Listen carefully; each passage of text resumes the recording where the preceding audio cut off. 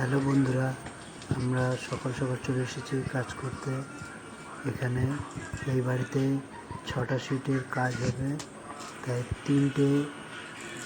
তিনটে খুঁটি আর বাকি ভীম আর কাইকল দিয়ে পাটিকা দিয়ে তৈরি হবে।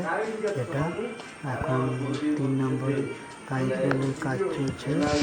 এটার পরে টেপ দিয়ে কাইকল সেন্টারে কত হবে সেটা দেখে পাটিকা মারবো। তোমরা দেখতে থাকো ভিডিওটা।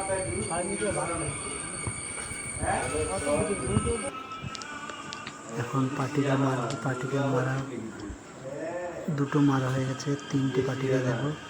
6 মিটারের শিট, তাই উপর থেকে 6 ইঞ্চি, নিচ থেকে 6 ইঞ্চি, বাকি সেন্টারে অ্যাডজাস্ট করে মাঝখানে একটা পাটিকা মেরে তারপরে আমরা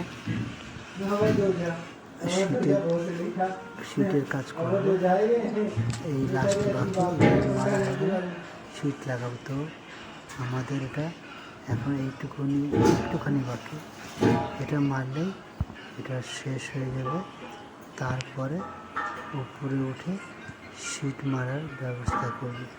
শিটে স্ক্রু মারার জন্য ভেবে চিন্তে মারতে হবে, না হলে শিট ফুটো হয়ে গেলে বেশি দিন টিকবে না। তারপরে ওটা ঠুকে দেখতে হবে কোথায় পাইপ আছে, সেইভাবে মারতে হবে। তাহলে ওই যে আমি যেভাবে মারছি সেভাবে মারতে হবে। জোরে চাপ দিয়ে ধরলে মারা হয়ে যাবে। 1 ইঞ্চির স্ক্রু, পাইপ 1 ইঞ্চি। অল্প টাকায় বেশি দিন লাস্টিং করবে।